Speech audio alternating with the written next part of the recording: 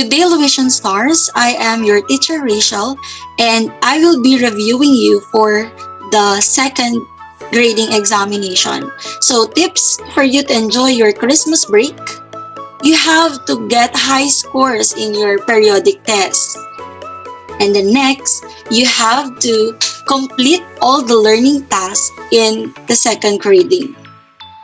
Okay, we proceed with the different items that I have prepared. Please listen very well to the discussion that I prepared so that you will have a high score in the examination. Number 1, which of the following is a perfect square? 20, 25, 40, and 50. The answer is 25. Why is it that 25 is considered as a perfect square? When we say perfect square, it is a number that can be expressed as the product of an integer by itself or as the second exponent of an integer. Ang ibig sabihin niyan ay ang isang number, pag minultiply natin sa sarili niya, the resulting number is considered as a perfect square. Example, 5 times 5. The answer is 25. That is why 25 is a perfect square number. Next, 4 times 4. The answer is 16. And 16 is a perfect square number. And the next, 3 times 3. The answer is 9, and 9 is a perfect square. So, ganun po ang pagkuha ng perfect square. Pag-identify ng perfect square, titignan natin yung magiging factors ng number na yun. Titignan natin kung meron bang number na minultiply natin sa sarili niya. Okay, so next item. What is the principal root of 169? 12, 13, 14, or 15? The answer is 13. Why 13? What is the square root of 169? Ano yung number na kapag minultiply mo sa sarili niya, the answer is 169. Okay, it's 13. 13 times 13 will give you 169. And when we say principal root, this is the positive square root of the number. And what is the positive square root of 169? It's 13. Okay, so tip para ma-master ninyo ang perfect square number from 1 to 400, ang gawin ninyo, ilista ninyo yung answers ng 1 times 1, 2 times 2, 3 times 3, and then i-master ninyo yon para mabilis lang mag-solve without even using calculator. Okay? Next, how many perfect square are there between 20 and 100? 4, 5, 6, or 7? The answer is 5. Okay, take note, between 20 and 100. Between versus from. Kapag sinabi nating between, we will not include the numbers given. For example, yung problem natin is 20 and 100.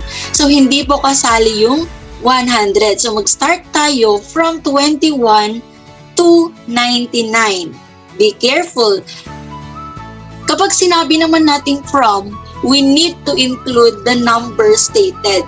Yung mga numbers na sinabi like from 20 and 100. So, i-include po natin yung 20 and 100. So, what are the perfect square numbers between 20 and 100? So, we have 25, 36, 49, 64, and 81. So, how many? We have 5. We will not include 10 times 10 is equal to 100 because based from the problem given, it was mentioned that we need to identify the perfect square numbers between. Okay? That's it. We have number 4. What is the radicand of square root of 6b? Take note of the word radicand. So we are looking for its radicand. We have 6b, 6b, and 1. The answer is 6b. How did we get 6b? So here are the parts of a radicand. When we say radicand, it is the number or the variable inside the radical symbol. So whatever it is that you can see inside the radical symbol, it is called the radicand. And then, take note of the radical symbol. Ang basa po natin sa radical symbol is square root, cube root, fourth root, depending on the index. Kapag sinabi po nating index, yun po yung number na, yung maliit na number na nakikita natin sa labas. Okay? So kapag wala kayong nakitang number sa labas na maliit na number, ibig sabihin, the index is 2. It's understood. There's no need for you to write 2. So, ang basa doon is square root of 27 kung 2 ang index. Kapag 3 naman, it is read as cube root of 27. So, ang tawag natin sa cube root of 27 is radical. Okay, that is why our answer in the problem is 6b. Kasi yun po yung nasa loob ng ating radical symbol. And what is our index? Okay, very good. It's 2. Since wala po kayong nakikitang number, maliit na number sa labas, that is why it's 2. Okay? What is the value of square root of 4 plus square root of 25 minus square root of 169? So, we have 6, negative 6, 5, and negative 5. So, how are we going to solve this problem? The answer is negative 6. And how did we get negative 6? We have, what is the square root of 4? Okay, it's 2. And then, square root of 25 is 5 minus square root of 169 is 13. So we simplify, we follow the GEMDAS. We have 2 plus 5, it's 7 minus 13. Applying now the rules in subtracting integers, we have negative 6. So, tulad nga ng sinabi ko kanina, it is very important that you know the perfect square numbers. Para nang sa gayon, kapag may mga problems like this, alam nyo kaagad kung ano ang square root of 4, ano ang square root of 25, ano ang square root of 169. Anyway, madali lang pong i-memorize yung mga perfect square numbers natin. What is the third term of the product of x cubed plus x squared minus 7x minus 4 and 3x minus 2. So based on the given problem, our multiplicand is the first expression, first polynomial. X cubed plus x squared minus 7x minus 4, tinatawag po siyang multiplicand, while 3x minus 2 is called the multiplier. So our choices are 3x raised to 4, 22x cubed, negative 37x squared, and 2x. So take note, we are looking for the third term of the product. So we need to multiply it. And the answer is negative 37x squared. So how did we solve it? X cubed plus x squared minus 7x minus 24 times 3x minus 2. So this is done vertically. Yes. So first, we have the first term of the multiplier. Multiply it to every term, to each of the term of the multiplicand. So 3x po ang ating first term. I-multiply po natin siya sa x cubed. The answer is 3x raised to 4 and then plus 24x cubed.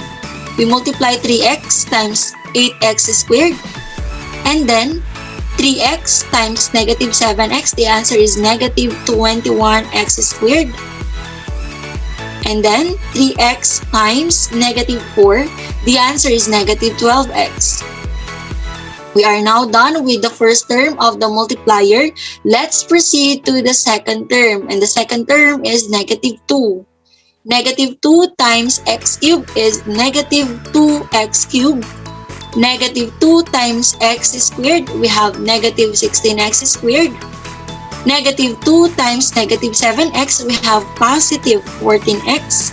And then, negative 2 times negative 4, we have positive 8. So, hindi po doon nagtatapos ang ating steps. We still need to add. Okay, this is the partial product. And then, we are now ready to solve for the product. Let's add. So, 3x raised to 4 copy. And then 24x cubed plus negative 2x cubed, the answer is, okay, this is supposed to be positive 22x cubed. And then we add negative 21 and negative 37x squared. The answer is negative 37x squared. And then negative 12 plus 14x, the answer is 12x, and then we copy 8. Okay, take note of the correction class, okay? This is supposed to be positive. Okay, this one is positive 22x cubed. So we are looking for the third term. And what is the third term? This is our first term, second term, and the third term, meaning this is our answer. Take note, class, you have to include the sign if it's positive or negative. Okay? Take note also of the different steps when you multiply polynomial to a binomial. Okay, we proceed. What is the square root of 20? Okay, my question is 20 a perfect square number? Okay, hindi po. You look at your checklist, tignan ninyo kung kasama ang 20 sa perfect square number. And it is not. So, iba po yung pag-solve natin kapag ganyan ang problem. So, the choices are square root of 20, 2 square root of 5, 4 square root of 5, and 5 square root of 5. The answer is 2 square root of 5. Paano po nakuha ang 2 square root of 5? So here is our solution. This is the problem, square root of 20. And take note of this very important step. The next step is, you have to look for a perfect square number na factor po ng ating radicand, which is 20. So, ano yung factors ng 20 wherein perfect square siya? We have 4. Okay, the factors of 20 are 1, 2, 4, 5, 10, and 20. So, sa lahat ng nabanggit ko, 4 po ang perfect square number. At ano yung kasama ng 4? It's 5. So, 4 times 5 is equal to 20. So, ano na po ang next na gagawin? What is the square root of 4? It's 2. Kaya po lumabas yung 2. Naiwan na lang ang 5 sa loob. So, the answer is 2 square root of 5. Pero kung wala na pong perfect square number na factor ng ating radicand, yun na po yung answer natin. For example, square root of 10. Okay, wala pong perfect square number aside from 1. So, yun na po yung answer natin. It's square root of 10. Okay? Square root of 15. Ganon din po. Next item. Which of the following are similar terms? Let's recall similar terms. Okay? Ano ba ang ibig sabihin kapag sinabi nating similar terms? So here are the choices. 5ab, 8ba, 7x, 7y, 4y squared, 7x cubed, x squared, 7x cubed. So dito, saan kaya ang similar terms? Okay, we have 5ab and 8ba. Kapag sinabi po nating similar terms, meron po siyang same variable and same exponent of the variable. Is AB the same as BA? Yes, pareho po sila kasi ang operation na nagse-separate sa kanila is multiplication, and that AB is just equal to BA. Same with XY, it's just the same with YX. Okay? Pero yung 7X, 7Y, it is not similar terms. Bakit po? Kasi magkaiba po yung kanilang variable. Though pareho sila ng coefficient, which is 7, pero hindi po yun yung guarantee na masasabi nating similar terms ang given. Same with 4y squared and 7x cubed, magkaiba po siya ng exponent and ng variables. Dito sa last one, x squared, 7x cubed, do pareho sila ng variable, pero magkaiba po yung kanilang exponent. That is why this is not considered as similar terms. Okay, so the answer is 5ab, 8ba. How many terms are there in the algebraic expression 4a minus b plus 11? This one is very easy. You just need to count. We have 2, 3, 4, and 5. The answer is 3. And what are the 3 terms, my dear student? We have 4a, negative b, and 11. So, ilan yung sinabi ko? 4a, negative b, and 11. So, tatlo. And what do you call this one? It is called as a trinomial kasi tatlong terms.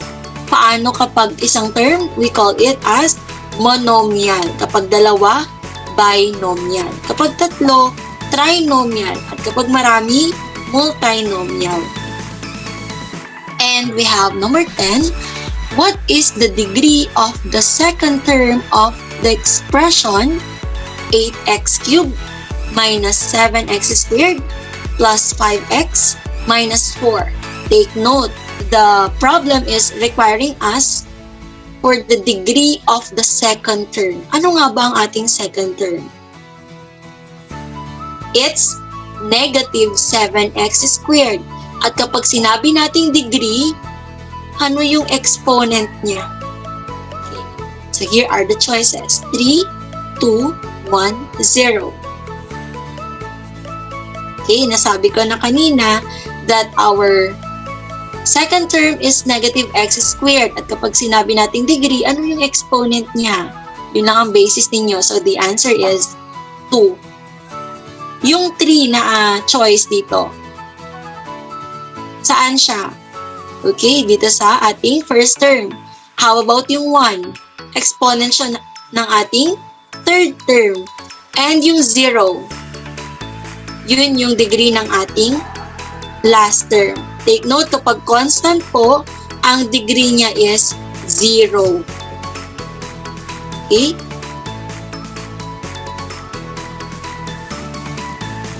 Ito po yun. Ito yung ating first term, second term, third term is 5x, and the last term is negative 4.